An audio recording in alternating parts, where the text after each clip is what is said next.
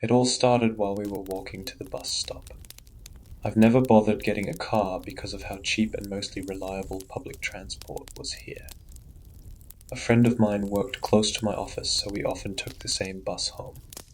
Lately, I've noticed an increase in pigeons downtown and near where we waited for the bus.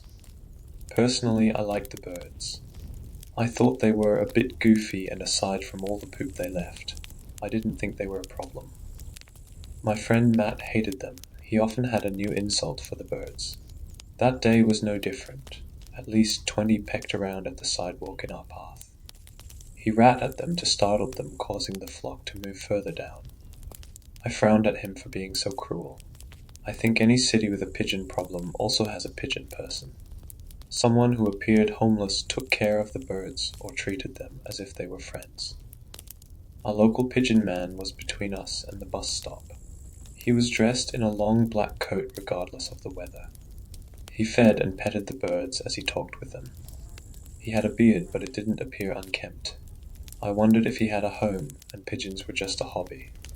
He also had a sign made of cardboard asking for donations. He listed how much money it would cost to feed the pigeons he was so fond of. 1.50 for a loaf of bread to $25 for a month's worth of croutons. Matt nodded towards the man ready to mock him, but I gave him a look to shut him up. We started to walk by them while dodging birds at our feet.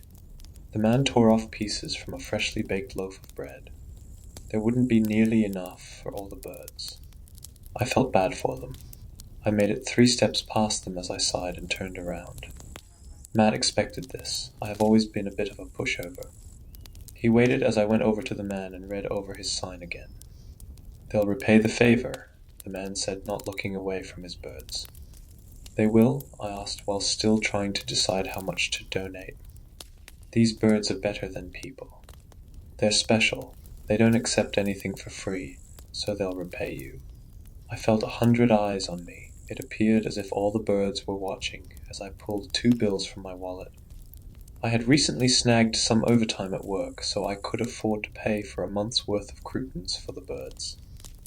The man accepted the money and nodded a small thanks. A few birds flapped their wings as Matt tapped his foot, showing a sign he wanted to keep moving. "Don't forget to take care of yourself," I told him and joined my friend. "He's probably just going to buy some drugs," Matt said, even though we weren't out of earshot just yet. "Good for him either way," I shrugged. We could still see the man and the flock of pigeons from our bus stop. True to his word, he went inside the small store he had been standing in front of and came outside with a bag of croutons. At least someone was taking care of the poor birds. But wasn't bread bad for them? It made them happy, so that was something. Our bus arrived, and I had forgotten all about the exchange. It was only until a small incident happened a week later that I was reminded of the pigeon man. I had been about to cross the street and had stepped off the curb when a pigeon flew in front of my face, scaring the hell out of me. Thankfully, it did because a car turned when it shouldn't have. If I didn't step back, I would have been hit. I stood stunned over what happened, my heart racing a mile a minute. Looking up, I spotted the bird that saved my life sitting on a power line. I could have sworn it nodded at me. The day after I nearly died, I was walking to the bus stop, but without Matt. The pigeon man was sitting on the ground looking after his birds again. I walked over to him and got down low so we could talk. "I only have this much on me today," I said, offering a $5 bill. "You still have 3 weeks left," he said, and didn't reach out to take the offered cash. I was confused. Glancing over, I saw so many of those birds staring in my direction. Their eyes appeared as if they understood what was going on. "A pigeon helped me out the other day. I wanted to repay it. Here." He finally took the bill, and I stood back up. It would be nice if I could feed the bird that saved my life regardless of whether it meant to or not. But who knew what one it was? And I also hoped this man was taking care of himself and not just the birds. I noticed my bus drive by us. I darted down the street hoping to catch it in time. I scared a few birds as I ran down the street expecting the bus to drive away at any second. When I reached the stop, I noticed the reason why it hadn't moved.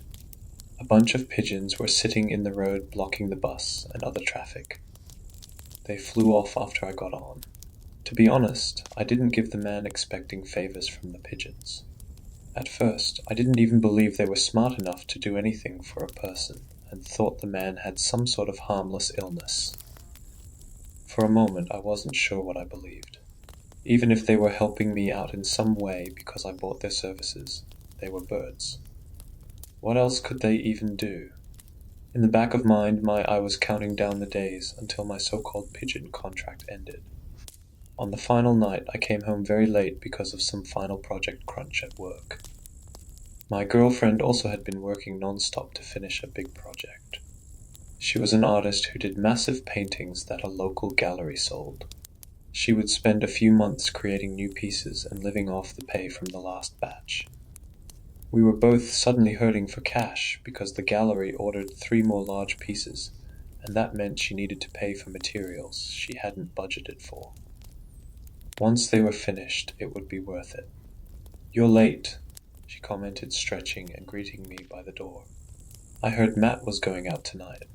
Did you go with him?" The apartment smelled of paint, even though she had all the windows open. She was covered with all sorts of colors and needed a shower. I bet that's just what she had been about to do before I walked in the door. "No, I was at work. I wanted to finish some stuff so I could have tomorrow off." Faintly, I heard a podcast in her painting room. Since she worked for long hours, she needed something to listen to. But I didn't fully approve of her listening to so many true crime podcasts.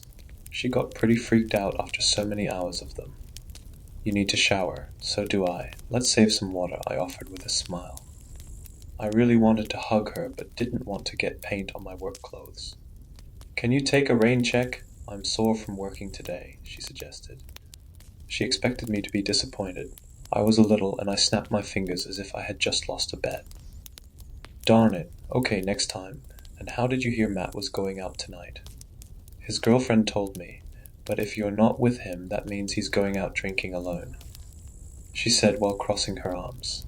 Matt liked to drink at a bar about a 10-minute walk from my place. For lack of a better way to put it, Matt had a drinking problem. Unless someone was with him to keep him in line, he always got in trouble while on a night out. I knew what was even going to be said before the words came out of her mouth. "Maybe you should see if he's at the bar and get him home," she suggested. I groaned and rolled my eyes. I was thinking of excuses when she raised paint-stained hands in a threat. I raised my own in defeat. "Fine. I wanted to buy something from the store either way. Let me get changed first, and you need to stop listening to those podcasts," I told her. "I like Matt's girlfriend. He might get wasted and cheat on her, and she doesn't deserve that. Matt is dumb, but not dumb enough to cheat. Even if he tried, he's such a messy drunk, no one would take him. You just think he's going to be nabbed by those smiley face killers. Who aren't real, by the way," I said with arms crossed. She narrowed her eyes over just how easily I saw through her, and how I refused to believe a conspiracy she did. "If you keep that up, they'll get you next. They also target boyfriends who don't buy their loving girlfriends Cheetos," she said while backing up towards the bathroom. I guess she wanted Cheetos while I was out. I let her get into the shower as I left to get my friend into a cab back home before he caused any trouble. I should never second-guess my girlfriend. She was smarter than me because somehow she knew Matt needed help. I sent a few texts asking if he was at the bar. It wasn't a very popular one, so I could easily find him inside if he was there. I was a block away when I saw someone stumble out of the bar. 2 people followed behind him. My hand tightened over my phone, ready to dial the police if needed. I quickened my pace to try and catch up to the 3 of them. The pair closed the distance between the first man, and I heard my friend yell. They dragged him into a small alleyway as Matt drunkenly shouted for them to let him go. I turned the corner to see one man keeping a hand on Matt's jacket and was in his face over something. "Do you always go around talking to other people's girls?" "Huh? Do you really think she would give you the time of day?" The larger man accused. I suddenly felt exhausted. Why couldn't Matt just behave? He made things worse by not understanding how much trouble he was in. "I didn't know she was yours 'cause she didn't look at you all night," he shrugged. They got closer, both ready to knock some sense into Matt. I spoke up, causing all three of them to look in my direction. "I'm calling the cops if you give me a reason to," I said, not feeling as brave as I sounded. "Is he a friend of yours?" the taller man asked. Sadly, yes. That was not the right answer. They both decided that I needed the same kind of punishment as Matt. Since I most likely was going to call the police either way, they figured they would get something out of being arrested. The taller one landed a hard punch on Matt's face. I pulled out my phone about to call the cops, but the second attacker moved too fast. He hit me so hard it knocked me off my feet. I've never been much of a fighter. I tended to take the easy way out or avoided confrontations altogether. The night should have ended with both of us in the hospital. But it didn't. Wings flapped in the darkness as a sudden flock of birds came down. They flew in the face of my attacker, blinding him. He swatted at the birds as he yelled. Their feet and beaks tore at his exposed skin. By sheer luck, he knocked one out of the air and hard to the ground. I scooped it up before he stomped on the poor bird. I held it carefully in my arms as I watched in horror as more pigeons flocked to the small alleyway. Within seconds, what appeared to be 1,000 of the birds came down. They mauled the two men. The sounds of their wings flapping were nearly deafening.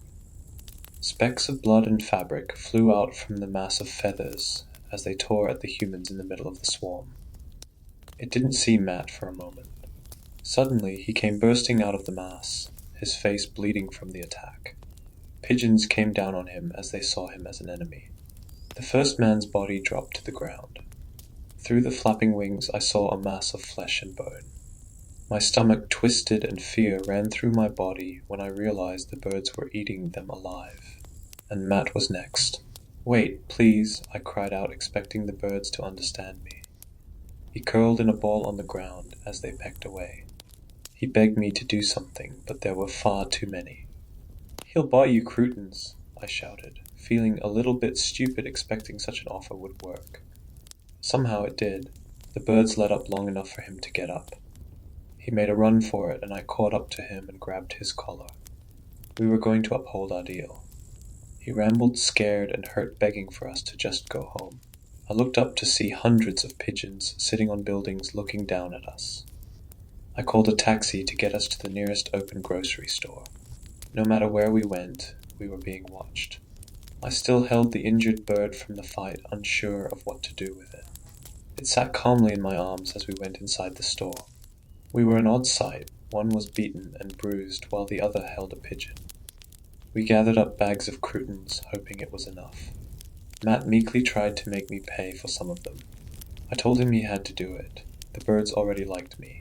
I wasn't certain how we would feed all the pigeons, but that was answered when we left the store. The pigeon man waited for us, and he accepted the bags along with the injured bird. "Can we go home now?" Matt said while looking around. He fidgeted, seeing so many birds watching us from all directions. I swear their eyes were glowing, but it may just be the streetlights reflecting off their pupils. "Your friend is in the clear, but the birds don't like you." "Matt, was it? You'll need to keep buying them food every month, so they won't punish you," the man said, almost sounding bored. "Punish me for what?" my friend demanded. "You kicked one of them outside the bar tonight." I looked over at Matt, frowning in disappointment. The fact we got away tonight was a miracle. These birds had been nice enough to give him a second chance after he hurt one of them. "It's just a bird," he protested. "No, it's not. In case you haven't noticed, this city is theirs now. They're just nice enough to let us live in it. Unless you want to end up as the others tonight, you'll feed them." Those words chilled me down to the bone. Flapping came overhead. A few pigeons landed near us, their dark eyes watching our reactions. Finally, Matt smartened up and nodded, agreeing to the deal. The man told him how much he needed to buy each month and let us leave. I made sure Matt got home, and we swore not to speak about what happened that night. I think he was worried the police wouldn't believe pigeons killed people who were going to kick his ass. I got home late as my girlfriend rushed over, clearly worried. Only when I saw her, I realized I'd forgotten the Cheetos. She didn't care about that. She wanted to know why I had a bruise on the side of my face. I made up a lie about two guys trying to make trouble, and we spent some time running around a few blocks, trying to lose them before heading home. She believed that, and I finally was able to relax a little from such a weird night. 2 months had passed since then. I was aware of every pigeon staring down at me as I went to work. Sometimes they watched me through the office windows. A small feeling of fear hit my stomach every time I saw one of them. I should have expected Matt to not be able to last 2 months. He disappeared last week. My girlfriend is spending a lot of time with his girlfriend to comfort her. It kills me that I can't tell them the reason why he was gone. I haven't heard of any reports of the bodies of the two men showing up. After all, 2 pecked-to-death men on the street would be a big deal. I've walked by where it happened during the day. Aside from some stains on the ground, there were no signs of what happened. I met the pigeon man again, cash in hand. "Can I pay for my girlfriend?" I asked him. He smiled, but didn't accept the money right away. They only attack people who wronged them. They'll do favors and look out for the people who buy them food. But I think someday soon they'll fully take over this city. I have a feeling that day will be a bloodbath. The only ones who will make it out alive will be the people like yourself. So, do you have any family that lives in the city? Luckily I didn't. I paid him and moved on silently, starting to plan when to move. It would be hard starting in a new place. My girlfriend has only sold work to a local gallery. I hoped she could do the same thing if we left here. I didn't know how much time we had left, but it feels as if more and more pigeons are appearing on busy streets. Do me a favor, take care of your local pigeon man. He might be more of a help than you first realize. And whatever you do, don't mistreat pigeons no matter how much you dislike them.